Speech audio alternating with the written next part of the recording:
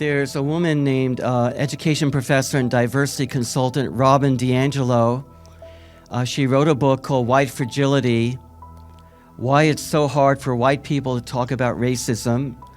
And she has sold a lot of books, and she gives speeches and makes, I don't know, $20,000, $30,000 per speech. So it's pretty good business for her.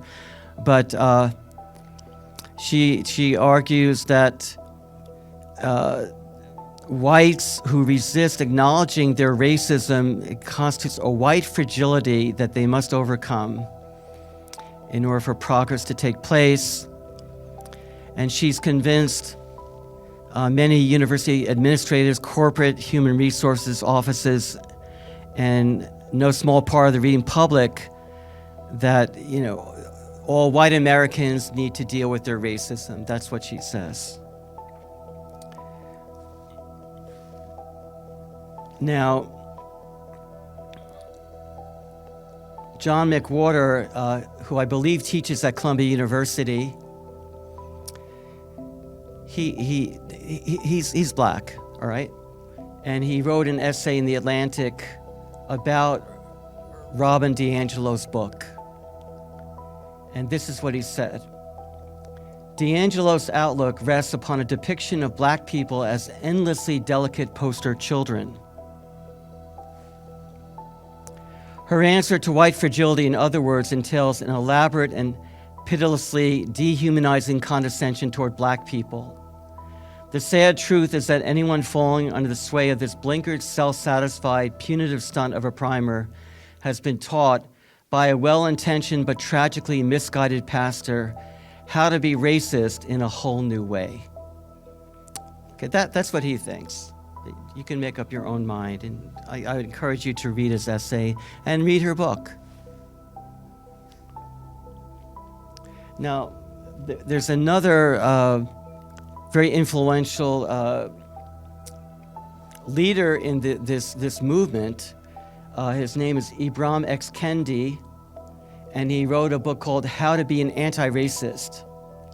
And in that book, he writes, capitalism is essentially racist, and racism is essentially capitalist. And he actually advocated in this book creating a department of anti-racism in the federal government, and that all laws at the federal and state level would have to be reviewed by this new department in the federal government to make sure that it accords with basically helping black people in America, basically. And I mean, he has a whole, basically he wants to centralize the economy and federal power for this agenda, basically. Now, yeah, so Coleman Hughes, one second. I'm sorry. Yeah, he actually made a comment about this in the City Journal. And yeah, he did a critique of this book. And he actually points out there are several historical examples in which capitalism inspired anti-racism. The most famous is Plessy versus Ferguson Supreme Court case, when a profit-hungry railroad company, upset that legally mandated segregation meant adding costly train cars, teamed up with a civil rights group to challenge racial segregation. Nor was that case unique. Privately owned bus and trolley companies in the Jim Crow South frequently resisted segregation because separate cars and sections were too expensive. So think about this. These were railroad companies which are in business to make a profit, and they said, we hate this system of segregation because instead of having one train car, because of segregation, we need to have two train cars for black and white people. We don't want to do that. And so they supported the end of segregation. And there are many, many examples of this.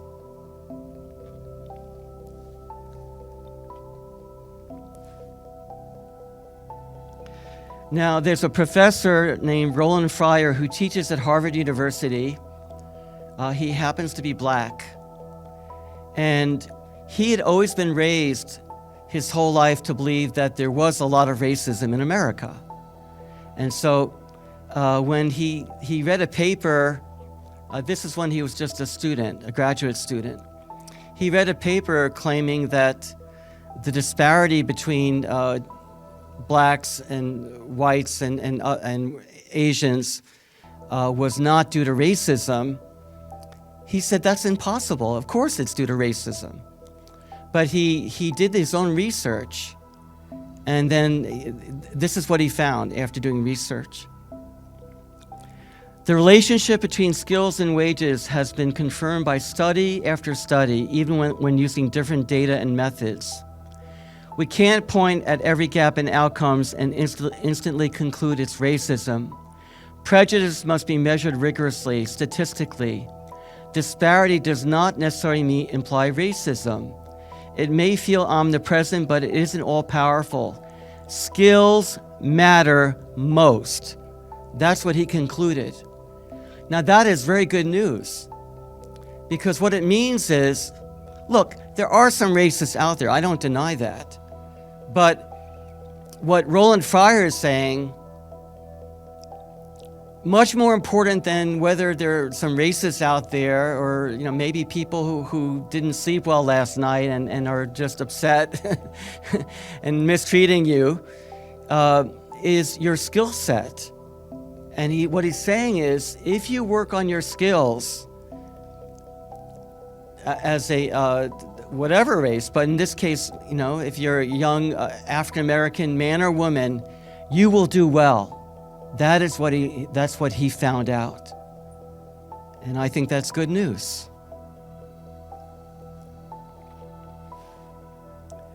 Now, I want to kind of get into what I think the real issue is. I think there's another issue that is being ignored. And that is the issue of the public education system in America. So, as one example, the DC public schools spend $30,000 per student. I think $30,000 per year. $30,000 per student per year, I think that's a pretty decent investment, wouldn't you agree? In the education of a young person? Yet, despite that substantial investment, only 23% of 8th graders are proficient in reading in the DC schools. Now, if you're not able to read so well, or write, or do math, what kind of job can you get in America? Basically, the only kind of job that you can get if you cannot read or write very well, or do basic, math, is a very low-level, minimum wage job. That's obvious, right? So, here's what I think the real issue is. I think this whole ideology of systemic racism is a cover-up. And it's covering up for the fact that if you look at every major school system in major cities around the United States, not just DC, you go New York City, Philadelphia, Detroit,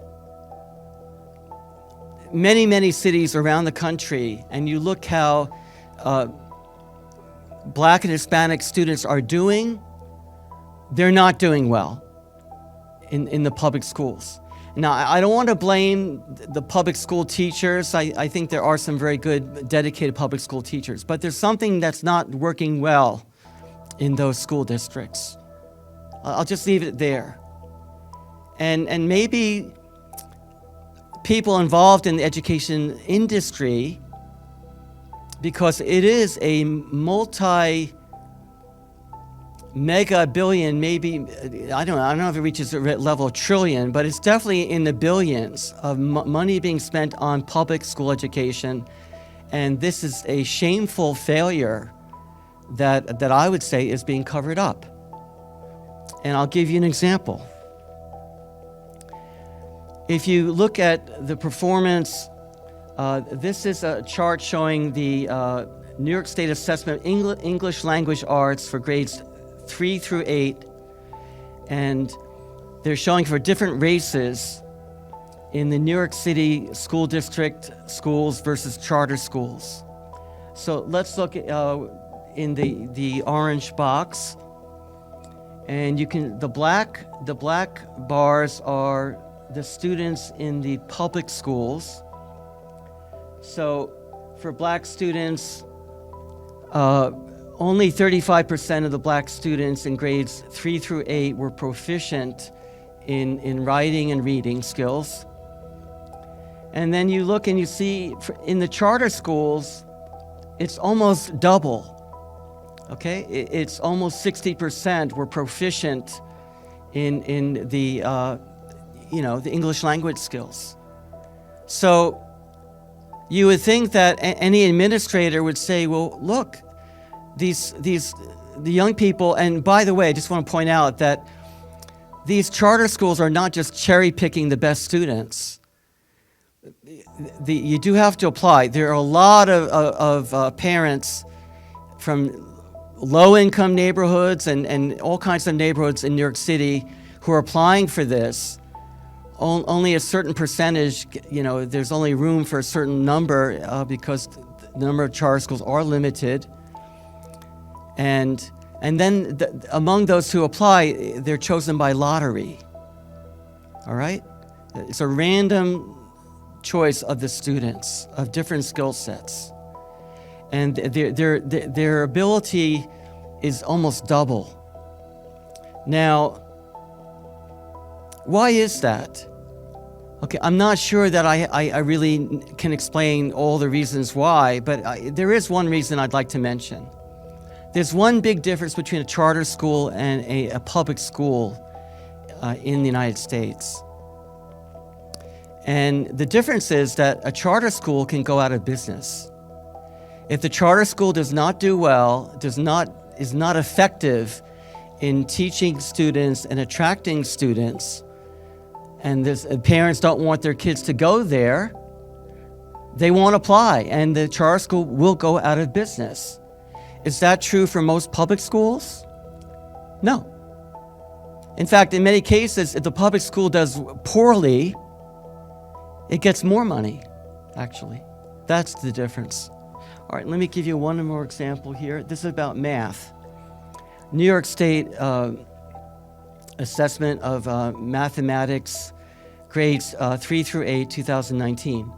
And again, you see the number of black students who were proficient in math in grades 3 through 8 was only 28% in the public schools, and in the charter schools, it was more than double were proficient in math.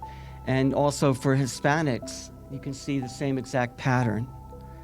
So, but there's a ferocious opposition to charter schools in most cities around the United States. They don't want the competition. And my question is, who do they really care about? Are they really caring about the young people?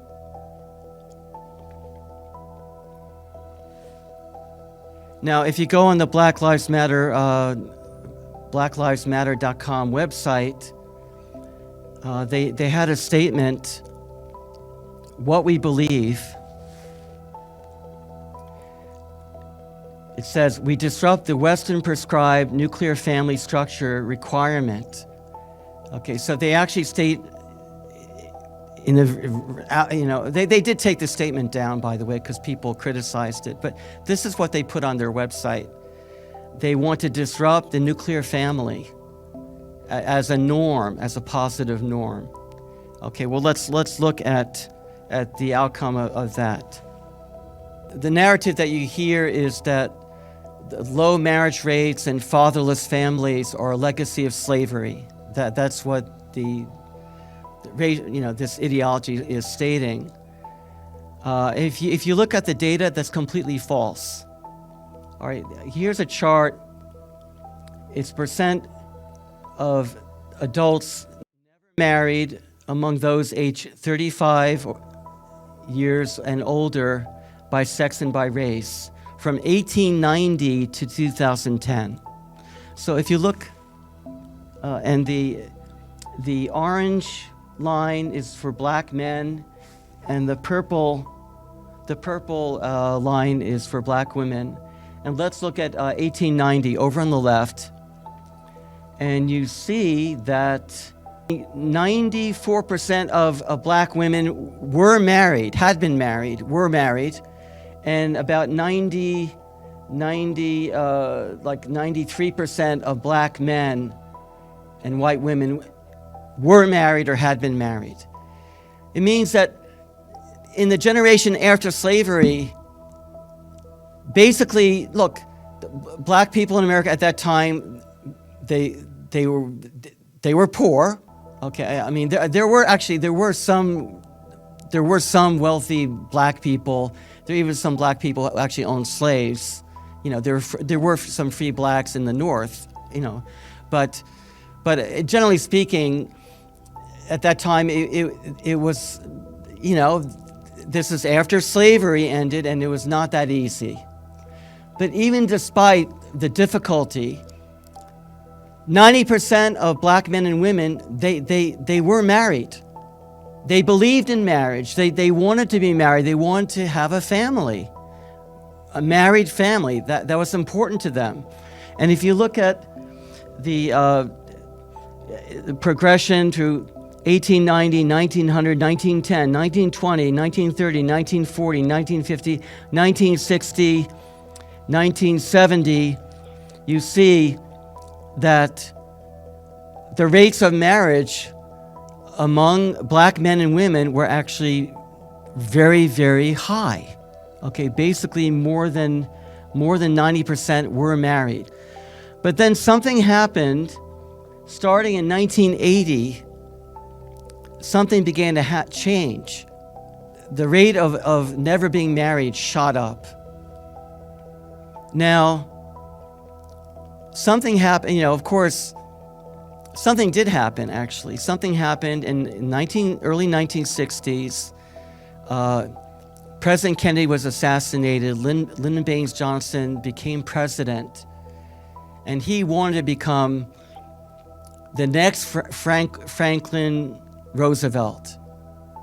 He wanted to he wanted to go beyond what Roosevelt was able to do in terms of progressive policies. And he launched the Great Society program. And what did that society program do? Basically, the policy was, if you're a woman and you're pregnant or you have a child, we will give you money as long as you're not married. And we'll give you other benefits, food stamps, housing, other benefits. When you add up these benefits, for a low-income person, it actually is comparable with what you can get through working at a low, minimum wage job, for sure. And it took 2 decades for the effect to actually, to have the effect. And there's somebody else who actually agrees with this understanding, and his name is Shelby Steele. He's a professor at Stanford University, and he came out with a documentary in 2020 called What Killed Michael Brown? And it's a documentary about a young black man who was killed by a police officer after he attacked the officer. I believe this is in Ferguson, Missouri.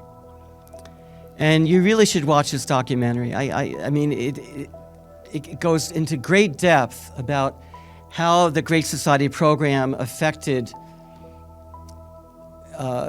even Shelby Steele's own family. Okay, his family was affected by these policies, and the government housing policies, and how that affected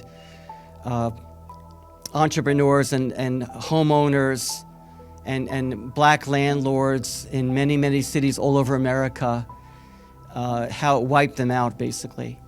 So I really recommend this documentary.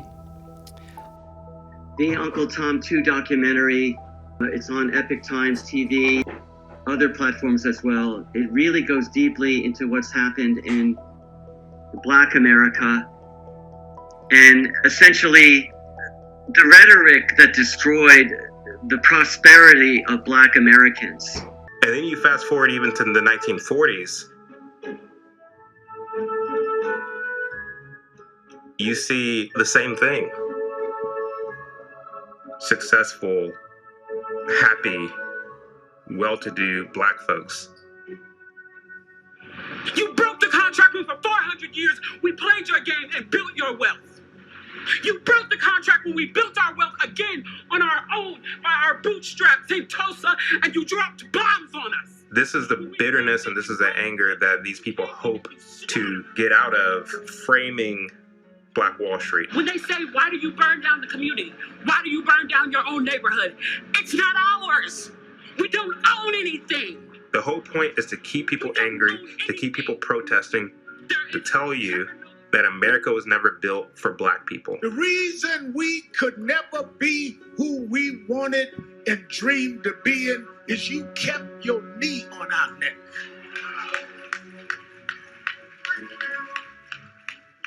This part of Oklahoma was not the only place in the United States where Black people were doing well. There are all sorts of Black neighborhoods like that throughout the entire South.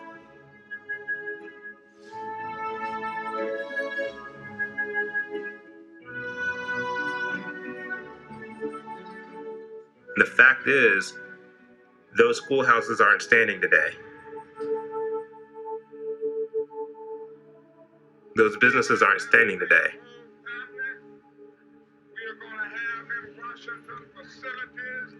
It wasn't white racism that destroyed it. And we are going to demand that the government do something about these conditions, and we're going to demand that they stop cutting off poverty funds, which end up often making the rich richer and the poor poor.